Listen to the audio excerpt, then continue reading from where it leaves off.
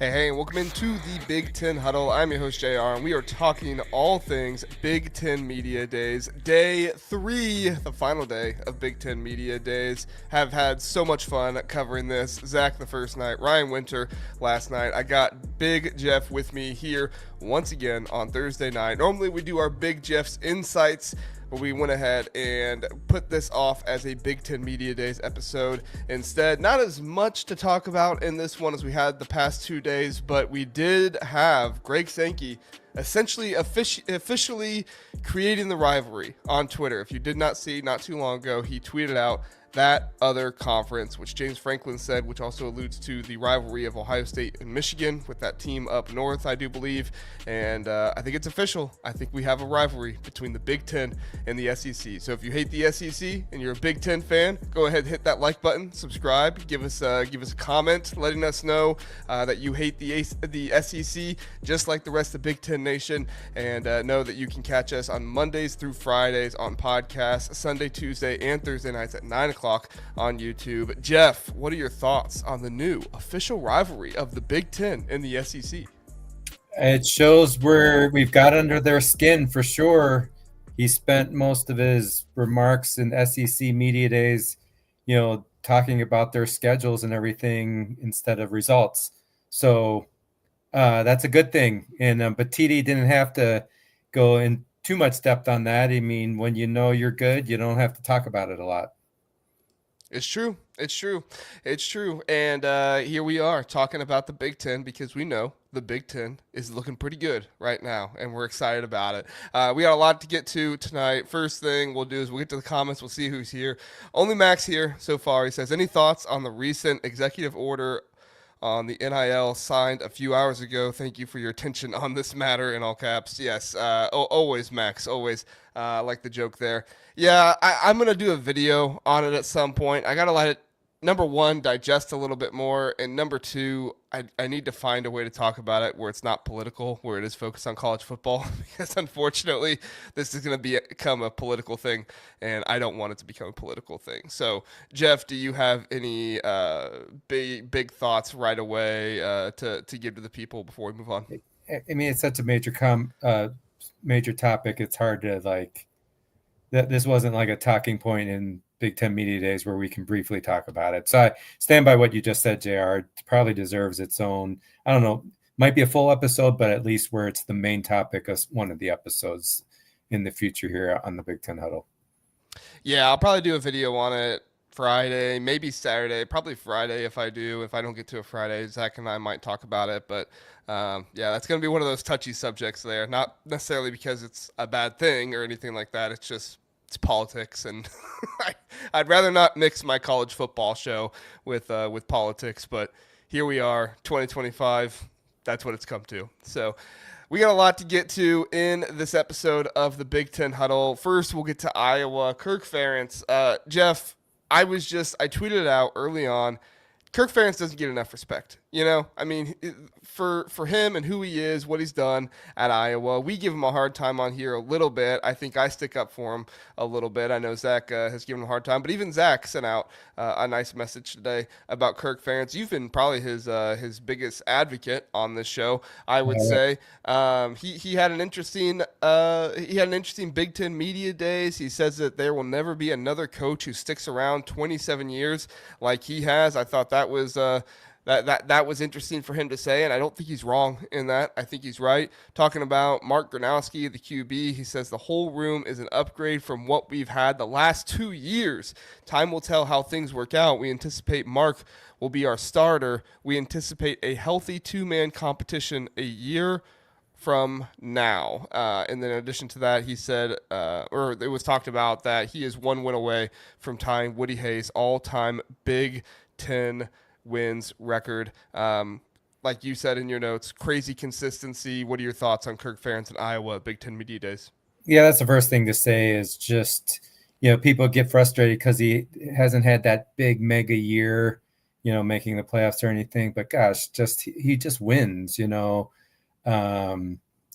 Cignetti should be his best friend, right? Google me, I just win. He certainly does. Interesting on Gronowski. some of the people at Big Ten Media said, we're excited to see him play. And Kirk said, I am too. I haven't seen him play either. I mean, he really hasn't seen him play with the Bullets flying in an Iowa uniform. I thought that was really interesting. And then, he also said, I really don't know how good we are. A lot of coaches are propping up their teams a lot, especially ones that haven't had success the prior year.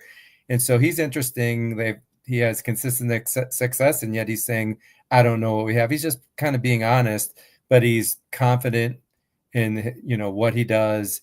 He knows he's a good coach. And when you have that, you can kind of say what you want. The one other thing I wanted to add, JR, I thought was funny. I was going to call it the crazy question of the week. One of the things he was asked after his opening remarks, a media person asked how I was using social media. Like, you're asking Kirk Ferentz, the oldest guy, the oldest tenured coach. What do you expect? Like, yeah, every morning, for 30 minutes, I spend making sure we're getting out good tweets and everything. So I thought that was, I had laughed out loud when someone asked that. And he basically said, I have no idea, but we've got some people working on it and we know we're participating in that, but I have no idea. Love the answer. Yeah, that was interesting question. Oh boy, I don't want to disparage any reporters or anybody out there, because I do think everybody is trying to come in with an idea of a story, something they want to get to. Maybe there's something going on at Iowa that I'm not aware of, social media wise. That this, it was a reporter. She looked pretty young, so maybe she's new to the business, and maybe she had some kind of idea for a story or something. Great for her. I hope she finds some kind of content or something she can get out of it. But I tell you, these big sessions on the TV where you get questions and stuff like that, that's where I want the hardest hitting questions.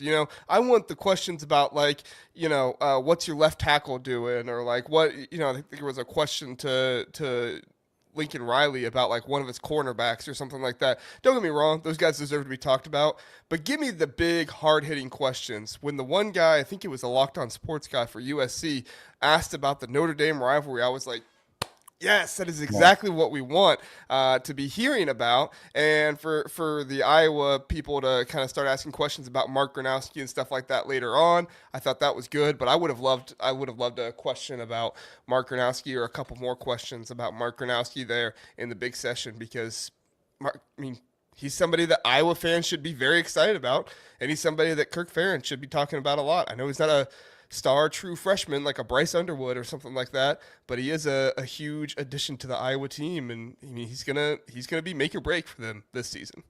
Yeah, the general questions for each day when the coach just gave their general opening remarks, they were really underwhelming. The best questions were when they sat down at the desk with the Big Ten Network people, and they weren't asking really tough questions, but they were asking the kind of questions you want to know about, right? Because the Big Ten Network, they're for promoting all the teams, right? So they're not going to be as hard hitting as like an independent media company might be, but definitely agree on that. Yeah, they're kind of opening. There was one particular guy, I can't remember his name, but it's like he had the first question for every coach today, and the questions were very mediocre across the board. You probably know who I'm talking about, but we won't. He sat near me last time, and credit to him, he had his hand raised every single time when it came time for questions, so he's getting his questions in there. And I will say, there are some reporters that are a little bit more, I don't know if soft spoken is the right word, but they're not as boisterous to speak up, and that's what you have to be in order to get a question in the smaller sessions, because it really is just like, as soon as he's done talking, everybody starts asking their question, and the coach looks at somebody, and generally it's whoever is the loudest person. It's the person they look at. So if you're more of a soft-spoken person, if you're more of a person that isn't always super energetic with your questions, I can understand asking more of those at the TV podium. But still, those are the questions that I really want to be, the most hard-hitting. Like the one guy from Wisconsin asked Dan Lanning about the tampering. Perfect. Love that. Like, that is a relevant topic to Wisconsin, and it's also something that Oregon has been talked about, and it's something we talked about last night on the show, because it's just such an important topic, and it's what fans want to hear about. Fair enough. So, all right, couple chats we'll get to in here because we got some more people coming in. Philip says, "R.I.P. Hulk Hogan." Gonna drop the leg on Zach. Yeah, R.I.P. Hulk Hogan. Sad to see a wrestling legend go. Chef B says, "Go Hawks." There you go Hawks. Chef B says, Mark is going to keep us competitive, and I'm excited for the receivers. That is something that I didn't hear asked about a whole lot, and I think it was something that I would have liked to hear a little bit more about. There is some more confidence in the Iowa receivers this year. I had them ranked, I believe, 12th or 11th in the conference this season in the wide receiver room, which for Iowa is phenomenal. So, I mean, it's really something that's really good for Iowa this season. I would have loved to hear Kirk talk about it a little bit more. You have any thoughts on the wide receivers, Jeff? I mean, there's so much to the passing thing. And like we know, we talk about Michigan, how bad their quarterbacks were, but were they scheming? First of all, did they have wide receivers that could get separation and get open for one? And this is for any team, for Iowa as well. And then are you scheming guys open? And that's what makes Ryan Day and what he does at Ohio State. He's kind of like, he's still going to be designing great passing plays, believe me, for Ohio State and their new offensive coordinator. So, you know, it's more than just the quarterback. It's more than just receivers. It's also coaches with good game plans to get players open. And when are you throwing? Are you throwing not when it's obvious, right? Third and long, oh, we're going to have to throw. Are you throwing on first downs enough and things like that? So it's a little more nuanced than people believe. Yeah, I agree. All right, Kirk Ferentz, salute to you. Great media days from you. We're going to move on to the newbie on the block. That is Barry Odom. Barry Odom with Purdue. He had himself a bit of a media days. Didn't have anything really super relevant in the big sessions, but there was some talk later on where Barry Odom was expressing high confidence in his team. Honestly, sounded a little bit like Kirk Cinetti last year. At one point, he said, "The last time when I was a head coach that we were picked last, it worked out pretty well for us. We ended up in the championship game. Everybody in our organization knows what people think about us." So Barry Odom embracing the picking last. Love to see that. Love to hear that. He has had 54 transfers this year. If you talk about first-year players and all that stuff, including that, 82 new Boilermakers on this team this season when you incorporate transfers, true freshmen, everything. When you incorporate all new players, they have one full-time returning starter coming back. That's Devin Mockabee. 119 players are either transfers or incoming freshmen. Or no, I have that wrong. 82 something. It's a super high number. And the Boilermakers face 3 2024 playoff teams in Notre Dame, Ohio State, and Indiana this season. I like the confidence from Barry Odom, Jeff, but it's going to be a tough road for the Boilermakers. It is. I mean, basically, new coach, all new team, really. It's good to have someone like a Mockabee, though. And then I know they got their quarterback back, but he hasn't played a lot. I know he talked about 16 core values and referred to the Purdue way in his opening remarks. He's just trying to establish a culture there. I just thought, I come from a corporate environment, work for UPS. We had 7 core values. I had a hard time remembering what our 7 core values were at UPS. Apologize to any UPSers who are listening here. But having 16, I thought, wow, that's a lot to remember. I mean, in kids nowadays, there's no way they're going to remember 16. I'm not trying to pile on Barry Odom there, but I kind of laughed at 16 core That's values. something you got to have written in the locker room somewhere, right? Put it on a wall or something. Oh, my gosh. Yeah, but what's wild is just 3 – it was just – and I forgot about this. It came up during the presser. Just 3 years ago, they were in the Big Ten title game. Isn't that crazy? I mean, It just shows you how fast things can change for the worse, but how fast – in the good news for all teams, every fan listening of a Big Ten team, you can flip things within a year or two way easier than it used to be. In fact, you used to not be able to flip in a year or two. It was impossible because you had to get recruiting classes, right? With the transfer portal and everything, you can flip things fast. So, they're looking to hopefully get to like 5-6 wins below eligibility. So, and his presser was very long. You could tell he's trying to establish himself, right? New relationships, even with the media covering the Big Ten. So, I think he's off to a good start. Didn't love the 16 values though. That a little numerous for me. Yeah, that's a lot to get to. The interesting news that came out today, and I was trying to find it on Three's site, but I couldn't find it. However, I did send you the link. A former Memphis player, Taj Rael, he sent the UTSA quarterback Owen McCown the Tigers playbook before they played against UTSA, in which the Roadrunners won 44-36. If I'm not mistaken, I'm based off a tweet from a Purdue reporter. I believe that that player plays for Purdue now. He transferred there from he's a safety, transferred from Memphis. Yep, he is on Purdue this season, a redshirted senior. The Purdue reporter, let me get his name because I want to make sure I give credit here. The Purdue reporter, Tom Deinhart, Dienhart, Deinhart, I believe he is with On3 as well. Yeah, he's from goldenblack.com. He said a statement from Purdue Athletics on the player after this news broke says, quote, "Our coaching staff sees the scenario as being mischaracterized and does not have any concerns moving forward," end quote. Jeff, your thoughts on the entire situation? It wasn't mentioned during media days, so we are kind of going off here a little bit, but it was a pretty crazy story that broke today, and I did feel like we needed to mention it.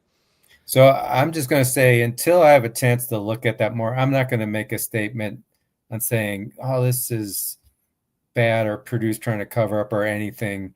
I do know Tom Dienhart. I've listened to a lot of last year. I do listen to all Big Ten teams podcasts. He's a really experienced Boilermaker media guy, and he knows it well. So very experienced. So he's not going to put out something, that's not well thought out or whatever. So, but I just don't care to comment till really looking at it closer, right? I think I could make a statement that later I would regret.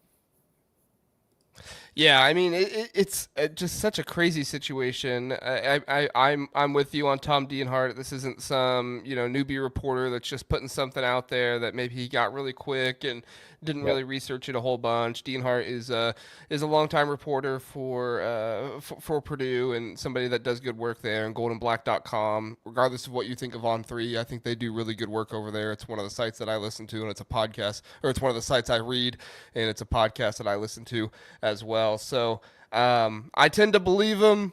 I feel like if Barry Odom had known something, he would have said something about it today at some point. It did break during the day, but at least I didn't hear Barry Odom bring it up. I think the one thing that's safe to say is they're going to get more questions on this, so they better have their full story to explain why. Here's why it's not what you think it is, right? So this is kind of like this is not the end of the story because they're going to be asked about this moving forward. Yeah, and it's, I mean, in this world of all the crazy stuff, somebody could Photoshop this, somebody could do that. I'm not trying to say that On3 didn't do good reporting on this.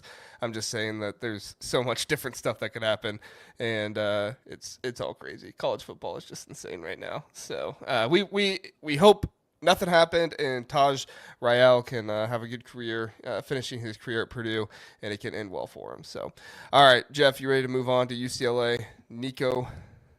Let's do it. Let's do it. DeShaun Foster, Nico Iamaleava was the big talking point at Big Ten Media Days. Pretty much every question was about him. Another player that I liked that they brought him up at the podium a little bit. The UCLA quarterback Nico Iamaleava answered a question from Tracy McDaniel about the misconception involving his departure from Tennessee this spring. He said about the departure, family was the biggest thing to me. I want to compete at the highest level. Bringing a championship back to Westwood is my biggest focus. That's pretty bold words there from Nico Iamaleava, but I like the confidence. DeShaun Foster had to say about him, he's a playoff QB. Somebody that was able to lead this team to the playoffs. They might not have gotten the outcome they wanted. He showed how tough he was. Sky is the limit. And then finally, when Nico was asked a question by a reporter, I believe a UCLA reporter, it was kind of interesting, about a tougher conference in the SEC and moving to the Big Ten. That's what he called the SEC, a tougher conference. Nico Iamaleava said the best players in the country play in the Big Ten too. So we got Nico here, hasn't even played a game in the Big Ten yet, and he's already sticking up for the Big Ten. Jeff, your thoughts on UCLA, DeShaun Foster, Nico Iamaleava? So I think Nico, will never get, well, I don't want to say we'll never get the full story. It doesn't make sense for him to say exactly what happened. We don't know. So he's going to say something to kind of turn it into a non-story. So, and I support that, right? I mean, he had family members involved, an agent, and maybe they were pushing him to do something he didn't want to do. So he wants to just focus, be moving forward. I'm at UCLA, let's roll. And so I like that message, actually. DeShaun Foster really made light of how last year, he actually didn't know last year when he got in front of the mic that he was expected to give prepared statement. He thought he would just go up there, be introduced, and people start asking questions. So he was unprepared last year. It came off bad. He said, UCLA is located in LA. When he came out, he directly addressed that and made light of it.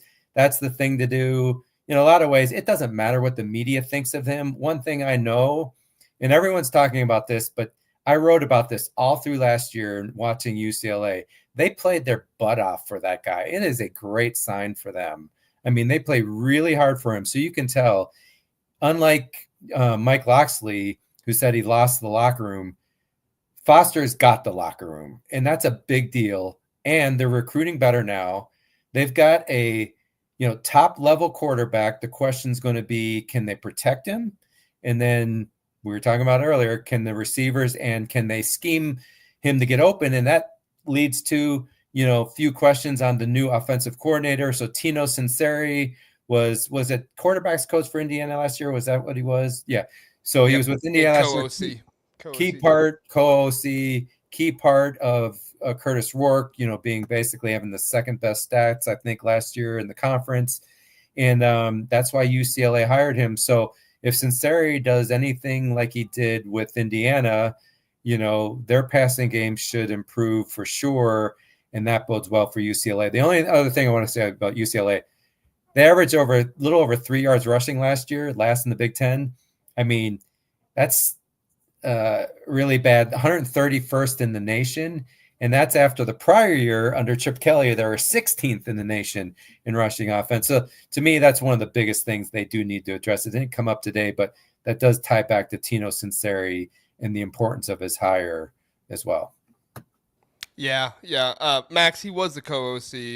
He was referenced that multiple times, and if you go back and look at his job history there, he was labeled as co-offensive coordinator and QB coach. But Shanahan was like the real offensive coordinator. I think that was a lot of those things. So if you're trying to say he was really the quarterback coach and didn't have all that much offensive coordinator responsibilities, yes. Excuse me. Yes, but he did have that title last year, and I think he did deserve it based off what he did and everything. So, but yeah, I mean, overall, UCLA's got some momentum right now. They got some momentum on the recruiting trail. If things continue to add up for them in this year like they did last year, my only concern is was UCLA given kind of the first year bump like David Braun was at Northwestern, I mean, Chip Kelly didn't necessarily leave it the worst team in the world. It was obviously bad NIL and stuff like that, but the team itself wasn't exactly set up in the worst situation in the world. So what does DeShaun Foster do coming in a season where he had the entire offseason to himself? Obviously, he had a lot of the offseason to himself with Chip Kelly leaving too, but Chip Kelly left so late that some of that stuff was already done there. So what's going to happen with DeShaun Foster? Nico Iamaleava is a great addition for him. So I agree with Max, what he was saying.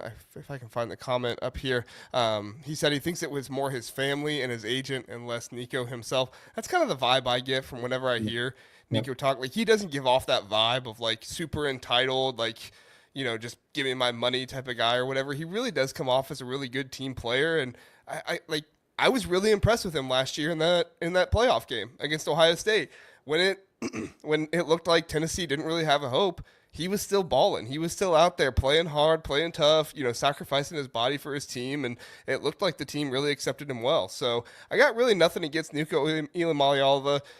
Do I buy that it was, the biggest thing was getting closer to family? No, but I also didn't buy when they were saying that it was about the receivers at Tennessee. I also didn't buy when it was about the playbook. I think they've just kind of thrown a few different things out there right now. We may not ever know the true specifics about it all, but it was obvious. Even if there wasn't just one big reason, there were multiple other reasons that went along with him leaving Tennessee and getting to UCLA. The other thing I want to throw out there, because I'm Big Jeff and about data. They went 5-7 last year. They got off to a terrible start, but their opponent's conference record was 51-30 last year. They basically had the toughest Big Ten conference schedule. And on top of that, they played at LSU, which is, it was brutal. So for them to go 5-7 last year, I think they won 3 of their last 4 games. I think that was. It was actually a good, solid first year, despite it at first looking like it was going to be really bad. So he really righted the ship the second half of the year. So I agree. UCLA's got some really good momentum, and adding that quarterback, things are looking up in Westwood. Yeah. PK,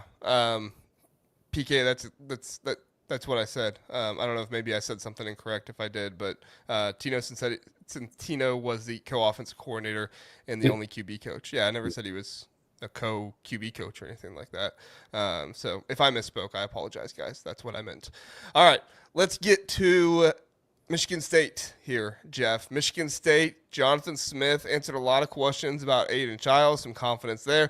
Offensive line is an improvement of focus for this team, obviously. I felt like they were not awful in some of their bigger games, but it definitely did trend downward, and it's something that they needed to make sure they address this offseason, especially for protection of Aiden Childs and a better running game, stuff like that. So really excited for the jump of year 2, not just for the players, but also like Jonathan Smith and him as a coach. I don't think people realize how much like coaches need to adjust to a new conference as well. Smith said he was impressed by how Big Ten coaches made adjustments. If that tells you anything, it sounds like to me Jonathan Smith was kind of saying what we've been saying on this show for a long time, which is the Big Ten has some of the best coaches, if not has the best coaches in college football. And when you move up from the Pac-12, no shade to the Pac-12, they had very good coaches as well. We have 4 of them in this conference, but when you move up from the Pac-12 to the Big Ten, where you just have more money to spend on coaches, you're going to have a whole lot more of a more difficult time game planning, making adjustments during games and stuff. So I like that Jonathan Smith has that experience now in the Big Ten. I like that he's excited about his offensive line, the improvement there, and a lot of praise from Jonathan Smith about Aiden Childs. Aiden Childs is one of the only returning starters in the Big Ten. Jeff, the number you had was one of 6 returners who have 10-plus starts in all of the Big Ten this next year. So we'll see what happens with Aiden Childs this year. I'm high on him. I made a video about him, really excited about him. I do think Michigan State, they can't just coast on Aiden Childs being amazing. I do think you got to put some other players around him to really give him a shot. Excited about Nick Marsh. Think that could be helpful for him. But, Jeff, what were your thoughts from Michigan State at Media Days? Yeah, just building on what you said, it stood out to me during his opening statements about, I think it was in the opening statements, but when he talked about how impressed he was with the Big Ten coaches and how they make adjustments. He specifically said they take away what you do best. They're really good at, and that's game planning. What's interesting about that is, Matt Patricia is the new defensive coordinator for Ohio State under Bill Belichick. If any of you watch Monday Night Football and Bill Belichick joined the Mannings, and he'd be talking, it's all about identifying what do they do best, and we're going to take that away and force them to win with plan B in essence. So they want to take away. And so, that's why I think Patricia could do quite well at Ohio State, because he's going to have better weapons even than New England had to do that. But really interesting observation, and speaks well for the Big Ten. I actually think, Childs, huge potential. I'm actually disappointed he wasn't one of the 3 kids brought to Big Ten Media Days. That now I'm not saying that means, he's not what they think he is, but, maybe he needs to work on a leadership a little bit more. The old, you only bring seniors and the most experienced players to Big Ten Media Days. I mean, that's in the past. I mean, there's all kinds of teams that brought, young quarterbacks and everything. Ohio State had Jeremiah Smith there. Now I know he's a superstar, but he's still only a true sophomore, and they brought him there. Childs, is a third-year player, so that's just a little disappointing. I don't want to overdo that, though. And then offensive line improvement he mentioned. I was just alarmed when I looked at stats. Michigan State, 3.5 yards per carry last year they averaged. That's 16th in the Big Ten. This is Michigan State. I mean, they've always been good at running the ball, if not really good. So that's definitely an area that they need to improve on. But, Smith, he's a good coach. I do think you're going to see Michigan State get better and better. Yeah, going back to who they brought. I mean, they brought Jordan Hall, which that's a leader linebacker for him. No question you're going to bring him. But then you bring Nick Marsh, who was a freshman last year, sophomore this year. We made a point to talk about how many sophomores came to media days this year, and I love that for him. And I love the younger players, getting some more leadership experience and stuff. And then the offensive tackle Stanton Ramil. His first year starting was last season, and he didn't even start until the fourth game in. He started at left tackle against Boston College, was his first game. It really, really interesting that Aiden Childs wasn't one of them taken. Now, maybe there's something out there that I didn't see about him not going, but I'm with you, Jeff. It seems like if you got a quarterback, and he's in his third year this year, redshirt sophomore, he should be getting close to that leadership range, if not a leader already on the team. And I do think that's something that they need to challenge him with a little bit more. And maybe that this was what it was, right? Maybe they said, hey, look, we've not seen enough leadership out of you. We're going to challenge you by not bringing you to media days and see if you can become a leader. If they make that happen, great, love it. We'll see if they do not. On the other side of it, I think you're completely on point with the offensive line. Connor Moore was a guy that brought in out of the transfer portal, but he might not even start. I think that there was some concern that's like, oh, he's not as good as they thought, but I think they got some other guys, and they built some other guys up and developed some more guys that it looks like, hey, Connor Moore, he's not necessarily a bad player, but we have some other guys in here that can vie for positions and do some interesting things as well. So I like that for Michigan State, like that for Jonathan Smith. I don't think he's getting fired this year if he doesn't go to a bowl game or something like that. But I do think for Jonathan Smith, for morale and things, they do need to at least get to a bowl game this year, and for fan support too, right? I mean, you're going to start losing Michigan State fans if you don't start winning on the field a little bit more. So, all right, Jeff, let's hit USC. Lincoln Riley. This was the talk of the day. Lincoln Riley obviously was asked about Iamaleava, told everybody he's a special player. I like that. I think that's going to be interesting to see the relationship this season. But Lincoln Riley was also asked about Notre Dame, and this really kind of got Lincoln Riley going off a little bit. He says a million reasons why we should adopt the automatic qualifiers, and then he went on to talking about USC versus Notre Dame as one of the reasons why we need these automatic qualifiers is because Lincoln Riley right now does not see the benefit of playing. He didn't say this directly, but it was insinuated. Didn't see the benefit of playing a Notre Dame when that could just be one more loss for you in the loss column that's going to go against you in the at-large. That loss would not go against you in the automatic qualifier bids, which makes sense. And as much as I don't like it, as much as I wish, USC would just play the game and suck it up, I get it as well, right? I have a similar thought on this as I do with Indiana and Kirk Ferentz. I wish they were playing the game. I get why they're not playing the game, but I still wish they were playing the game, So it kind of all goes back to it. It's all interesting. We'll talk about the other stuff here in a minute, but I want to get your thoughts on this Notre Dame USC drama stuff, Jeff. What's your thoughts on the whole thing, the automatic qualifier bid stuff? What do you got? I mean, it all does come down to if you're risking a loss and they don't reward you for close losses. I mean, last year they didn't reward Ohio State for, losing by 1 to Oregon on, a play at the end where their quarterback slid with a second left and all that. They beat Penn State at Penn State, and yet Penn State and then Penn State got their chance to play Oregon and lost. And yet Penn State got rewarded, got it with a higher seed from the committee. So I just, and if you're an Ohio State fan, awesome, they're playing Texas, but really for playoff purposes, it's not awesome at all if you lose, even if you lose close. So it's just a worry. I get it. He did say about it, though, this was pretty cool. When he agreed to take the USC job, one of the first things he thought of was, my gosh, I get to coach in that iconic Notre Dame against USC rivalry. Since like the 1930s, the only years they didn't play that game was World War II. Like 1943 to 1945 was the only years they have not played, which is really amazing and spectacular. So I get it, JR. I don't want to go on and on about it. And that's why we're arguing for the 4-4-2-1. The people have issue with that. Well, why would the Big Ten get more and why the SEC get more? It's about history shows that that's how many deserved. The counter argument is, will the future follow what history did? So I get both arguments.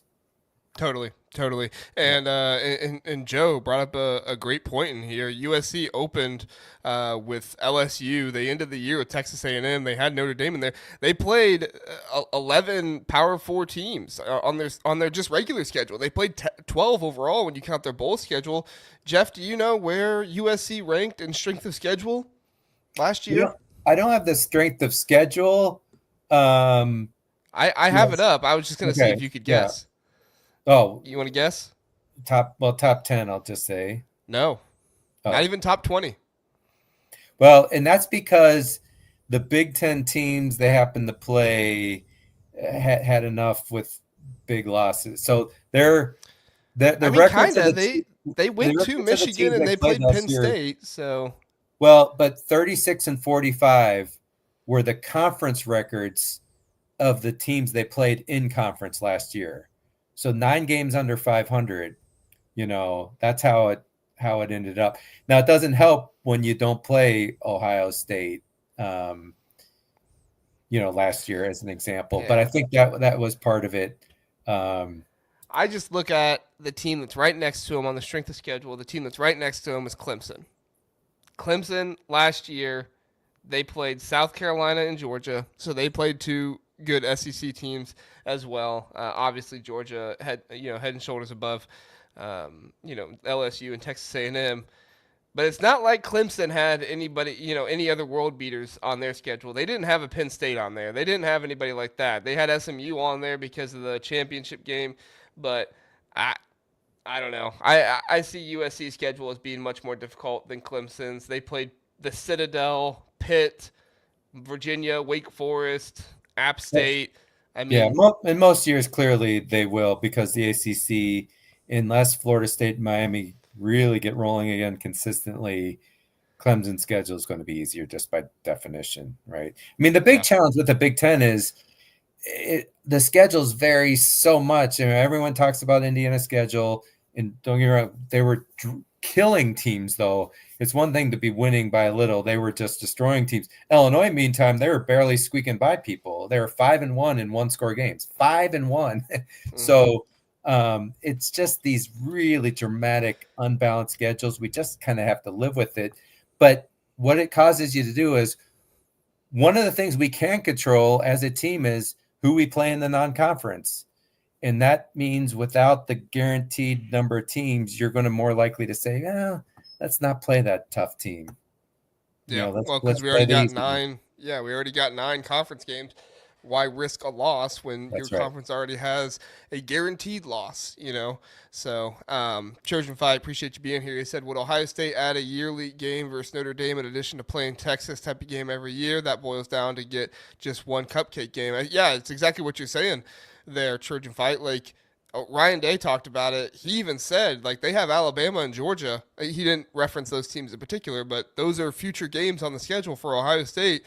And Ryan Day even said that they could be canceling future big out of conference games if this doesn't get fixed. If the SEC doesn't go to 9 conference games, because it's not even about strength of schedule. It's about the guaranteed one more loss. And if, Texas beats Ohio State, that's an even bigger advantage that Texas has over Ohio State. Ohio State has to beat Texas just to have it be equal, just to have it be even. The opportunity, not even the schedule or anything like that. The opportunity is even by Ohio State beating Texas. If Texas loses, then it's even. But if they win, they get a game advantage on them even more. Yeah. The way I look at it is you get punished more for the big game loss than you get an advantage of getting the win. So the loss gets penalized more than what you get for the win. That's the problem. That's the problem. Yeah, you're right. Quick things, other things that happen with USC, and I'll let you comment on these, Jeff, and then we'll move on. Riley spoke glowingly about the defense and their improvements. I know you have some stats on that. I'll let you share that, and that was just some good stuff to hear from him, D'Anton Lynn. I know some people were a little impatient, but there was a lot of improvement last year on that defense, and I think we're going to see even more this year. And then on the Big Ten Network, DiNardo pointed out Riley is one of just 2 coaches, along with Jed Fish, that will still call plays. He's talking about the first 2 years being tough adjusting to his new school, but Chad Bowden obviously helping out with that. Maybe he is not a CEO, but he does have a general manager who's taking more responsibility away from Lincoln Riley off the field, so he can concentrate more on that stuff. Yeah, I mean, he basically said the last couple of years, given the new nature of college football, I've had to deal with a lot of off-field stuff, managing the portal, many things I didn't have to before. So it did make probably calling plays tougher. But now that I've got Chad Bowden in place and the support staff, I'm comfortable. I so far have been able to spend a lot more time actually coaching, which means scheming up offensive game plans when it comes down to that for Lincoln Riley. So that bodes well. And I could tell you from listening to podcasts of USC, there were many people saying he needs to give up play calling. And I get that. But I do think with the support staff that they paid a lot of money for, he should continue to make the play calls. On total defense, just real quick, in the 2023, they were 116th in total defense. Last year, they were 77th. And they would acknowledge that's not good enough, but they got to get better up front. I could give another stat. There's some amazing stats when it comes to rushing for USC. I'm going to save that for future ones when I get into predictions of predicting records for teams this year. But needless to say, USC's focus really is getting better on the line of scrimmage, both offensive and defensive line, for sure. Yeah, for sure. Last thing on USC, and then we'll move on. I guess it's not really USC, but it is Trojan Fight asking a question. Who was Ohio State's Texas last year? They had Washington scheduled last year, and then obviously Washington joined the conference. It's the same thing as UCLA from Michigan 2 years ago. UCLA was getting ready to go into the conference, so they had to cancel that game. So conference realignment messes it up a little bit, but I don't think Ohio State's too down on their out of conference from last year. They're feeling okay with how the season went last year. So, all right, Jeff. Anything else on USC before we move on to our final team here? No, I think that's good. I just do think that they're a team that has a chance to really make a leap this year, just based on all the tight games that they had last year. They got an opportunity this year. I mean, they could be a team that goes 9-3, 10-2. I don't know if I'll be picking them to do that, but they definitely have the opportunity to. It's a tough schedule with Notre Dame in the out of conference. You also have an away game against Oregon. You're going to Illinois. The travel is always hard. You're going to Nebraska. Those are some teams that could be issues for USC. But I think if you're USC, 8-4 at the very least is what you need. But if you can get to 9-3 or something like that, that's going to be a good season for you. Just final thing, they don't play Penn State or Ohio State. No, they play. Their big games are Michigan, Illinois, Iowa, Oregon, and Notre Dame. And Nebraska, like I said. Two of the best 3 Big Ten teams they do not play. So that really gives them an opportunity. No, they do. They play one of them. Oh, okay, yeah, sorry. I thought you said 2 of the best the best 3 They teams. don't Do play two of the Yeah, they do best not three. play 2 of the best 3. Yes, Yeah. you are correct. So, all right, let's get on to Michigan here. Jeff, some Michigan news, not a whole lot, some Bryce Underwood stuff, some other stuff. We'll talk about kind of the general Michigan stuff, and then there was some Ohio State-Michigan rivalry stuff that we'll reference at the end, which I know is going to be interesting for the Ohio State fans and the Michigan fans. So first 2 things that are not Ohio State-Michigan rivalry related is that Michigan's coach Sherrone Moore had the quote, "Last year wasn't losses, it was lessons." And I think you saw that in that Michigan team last year. You saw how that team grew. You saw the lessons they learned. You saw Sherrone Moore improve as a coach, even though, I mean, like I pointed it out, I didn't love some of the coaching decisions in the end games last year. That team still grew. They were still confident in themselves. They were still a team that never gave up. You know, you want to talk about how UCLA, DeShaun Foster's teams never gave up for him. Sherrone Moore's guys never gave up for him either. They were playing hard. They finished out with the win over Ohio State, the win over Alabama in the bowl game without their star players in that bowl game. That gives a lot of confidence. But Sherrone Moore said it's not about that. They want to put a full season together, so it's more about lessons than losses. And then Sherrone Moore, talking about Bryce Underwood, says he's doing everything right, but he will not announce a starting quarterback yet. Mikey Keene, even though he did not practice in the fall, he's still in the competition. 2029 FBS snaps between Fresno State and UCF. Mikey Keene has played 2029 FBS snaps. Pretty incredible. Yeah, the thing that stood out to me was, one of the things he talked about in his opening comments, team over me is their theme, team over me. So, he mentioned about how nowadays it's easier to be thinking of yourself, right? How much money am I going to make? Should I transfer and everything? He didn't say this. I can tell that theme is addressing this, how it is more selfish, if you will, than it used to be, because you can make a lot of money, right? So, I think he even mentioned Schembechler. So really stands out. He's trying to tie to the past of Michigan's philosophy. Schembechler said the team. They even kind of broadcast that on the Big Ten radio network a lot. And it makes sense, right? He's actually, even though he's in his second year of coaching, he's been at Michigan since 2018. So he's seen Harbaugh, who's all Michigan, and he's just emulating that. So he's tying back to the history instead of saying, I'm going to carve out my own thing. And I'm sure he's carving out some of his own philosophies. I'm not saying that's not the case, but he really is trying to tie to the team history. Mentioned this is Team 146, right? That definitely speaks to history. We're one of many, many teams, and this is how Michigan does it. So I think those are all good things, because obviously Michigan has a strong past, strong history of success. So I think that's a good deal. And then I just think the game at Oklahoma is really intriguing for a couple of reasons. He played offensive guard at Oklahoma. And number 2, if they start Bryce Underwood, the second game of the year, the first road game to be playing at Oklahoma. And let me tell you something. Oklahoma might not have had a bad year last year, but they play defense. They have a really good defense. That is not a good situation to be having a first year starting quarterback. So I think, JR, that's a little bit of the reasons why, I could see them wanting to start a Mikey Keene at Oklahoma if he were healthy enough. And it's got nothing to do with Bryce Underwood's ability or anything. It's just, if you're a freshman first year quarterback, it's tough. You're going to see coverages you never saw in high school, and they're going to scheme and try to confuse you. And that's just a tough game for a young QB. Yeah, this Big Ten Media Days really made me start to rethink my prediction of Bryce Underwood being the starting quarterback week 1, because if Sherrone Moore, and I know Michigan fans, you hate when we talk about this, but it's a reality right now, because we've already heard rumors that they're going to suspend him for two games to begin the season, game number 3 and 4. If Sherrone Moore is suspended for the first 4 games of the season, do you start Mikey Keene?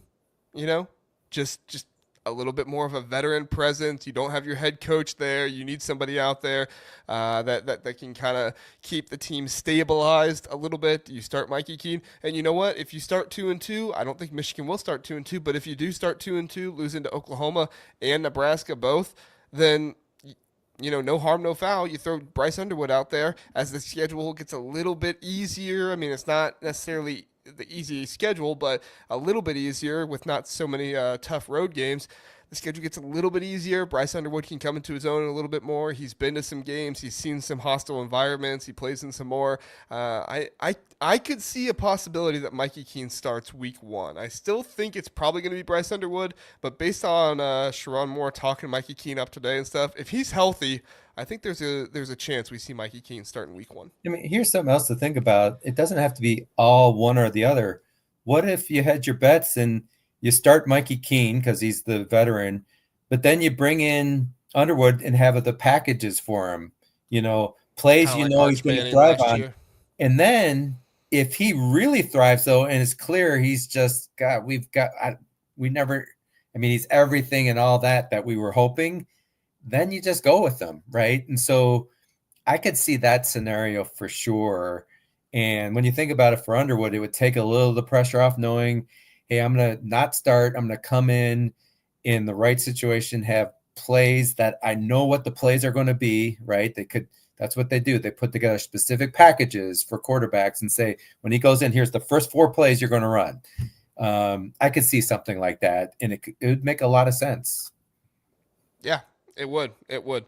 Philip says, is Moore going to be suspended for the Oklahoma game? If so, he doesn't have to make the starting QB decision. I'm sure it'll still be Moore telling him what to do. He just won't be at practice, but whoever is the acting head coach will probably get their marching orders from Moore in that situation. But yeah, I mean, if he's suspended, which we'll see what happens, it sounds like from everything people were saying, there's going to be a punishment that comes out by the first game of the year.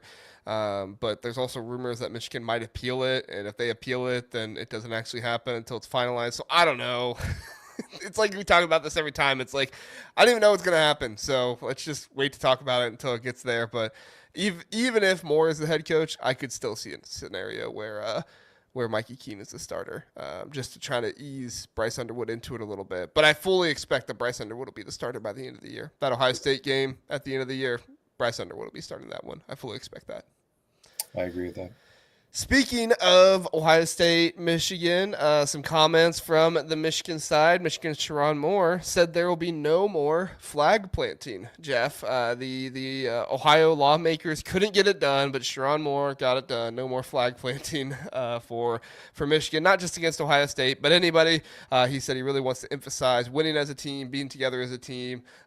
Stick together, go to your band, and sing the victor's song when you win. I like that. It felt like that was a good move by Sherrone Moore personally. However, even if fans do want to see it a little bit more, I get it. But I think it's probably better for the team to do that.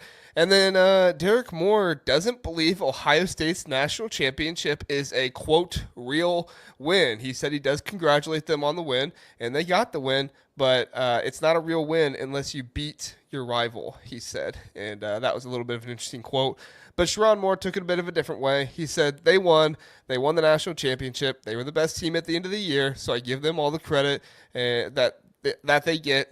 He went on to say they were well-deserving. They played really well. They obviously won it all, so kudos to them. After that, Sherrone Moore also did get into a little bit of the stuff with the media, telling the media he doesn't appreciate them trying to clickbait his players and trying to get them to say something that gets clicks. So that was a little bit of an interesting situation. But what's your thoughts, Jeff? Well, that last part took me by surprise because then tell your players to stop making comments on Ohio State. And I actually believe, and this may be part of it, but those little tweaks and everything, it's been working, right? They've been doing that for 3 years now. And I think maybe they think that's part of why we're under their skin and they play uncharacteristic against us. That might be a strategy, frankly. I don't mind that, actually. I mean, that doesn't bother me. I didn't stand the flag planting. And by the way, I was there with my 2 boys that day and saw the whole thing and could see it coming too. Like, oh boy, they're actually going to plant the flag there. And my second thought was, Ohio State's not going to let them do this, are they? And sure enough, Jack went out there and tried to stop it. But really, that's about player safety too. That's just going to cause where some player could get hurt. And so that's why it's a good thing to back off of that, despite some Well, people and saying that's I'm sure fine. the Big Ten office probably gave Sherrone Moore a call. Yeah, I mean, there sure. was probably somebody from the Big Ten or probably somebody from the NCAA that was like, "Hey, But Sherrone." Sherrone Moore knows deep down that's not how we really want to be. Right, right. The I'm not program, saying that it wasn't yeah, Sherrone Moore's decision. I'm just saying there yeah, was probably a conversation there in addition to Sherrone Moore's decision that was like, true. help us Yeah, out here, man. Let's not yeah. have melees at the end of the games. Yeah, yeah. But all that's good, Jeremiah Smith saying we're not going to lose. I don't really believe any of that changes how both teams want to beat each other so bad. Any concept of, oh, the game doesn't mean as much just from a standings perspective and who makes the playoffs, but it means as much as ever just the fact that you want to win that game, and that has not changed. And if people say that, they don't understand this rivalry. I argue that's my idea. Now, is the ramifications of you losing change, and that's kind of sad by some people. I get that, right? Because that gets back to the why people don't like it expanding to 12 or 16. It means a loss like that doesn't have as big of ramifications for who makes the playoffs and everything, but it has plenty of ramifications for how people within Ohio State and Michigan will think about that for the rest of their lives, knowing they didn't win that game. Yeah, yeah. And I mean, I'm not buying one of the shirts that's got the wins and the losses on the back, right? It's got the wins and the losses listed, and it's got that L next to the Michigan game. I'm not buying one of those shirts. Uh, uh, I think in that situation you just don't make those shirts. But you know what? Fanatics is gonna fanatics. They're gonna put those out there. So no, I mean I get where Sherrone Moore's coming from with the clickbait and the stuff like that. Like he's trying to protect his players, and as much as the easy answer is like, well, just don't tell your players to do anything. There are some reporters that like their sole purpose is to go there and try to get the team to say something about a rival. I don't know if that was a situation that happened with Derek Moore. I don't know if he just kind of kept getting relentlessly asked about it. If it was, shame on those reporters. You pretty much just standard practice, ask a question on a subject one or two times, but don't hound the coaches about it. Don't hound the players about it. Kind of move on and go to something else. So if they were hounding them, shame on the reporters. But if he just said it, they're big boys. Let them be big boys. Let them say what they want to say. If that's what Derek Moore thinks, I respect Derek Moore for speaking his mind. I don't have any big issue with it. Yeah, me either. So, all right, Jeff. Anything else from Big Ten Media Days Day 3 you want to get to before we get out of here? No, just like as Kirk Ferentz said, we're reaching the end of talking season. Thank God, right? Because JR, I think we're having difficulty coming up with compelling subjects, once you get past the draft and everything. But I can tell you, I think we've done a good job. We cover all the Big Ten, right? We did that over the last 3 days here. I'm working on stuff for my Thursday pod where I'm going to start to get in projections for the season. This is the hardest part, right?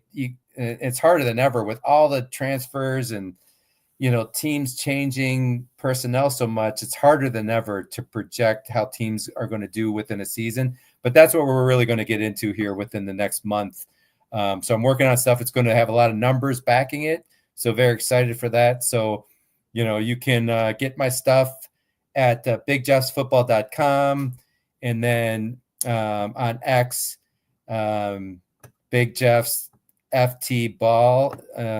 That's how you can read me on X. So appreciate y'all listening as always, JR. Yep, go check out Jeff's stuff. Good website, good written content over there. I love this comment from Justin because it's so true. It was so true. Signetti loves to talk during the season too. He does, and you know what? Keep talking, Signetti, because you got the entire South right now in a panic.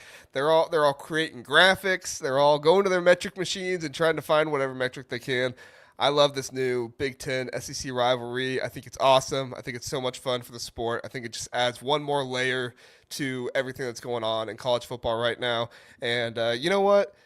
I would not be surprised if Greg Sankey and Tony Petitti got together one time and they were like, hey, let's get a little bit of a rivalry going here. You know, I mean, I'm not trying to say that they're like making it artificial and they're trying to, but kind of get on the same page. Like, might be good for our two conferences if we make it look like our fans hate each other. And if they do, it will be good for the two conferences. So thanks for joining us here at the Big Ten Huddle. You can catch me and Zach on Sunday night. We're going to be talking through some more Big Ten Media Day, kind of recap stuff. If there's anything else, news and notes, things like that as well. Fall camp will be starting.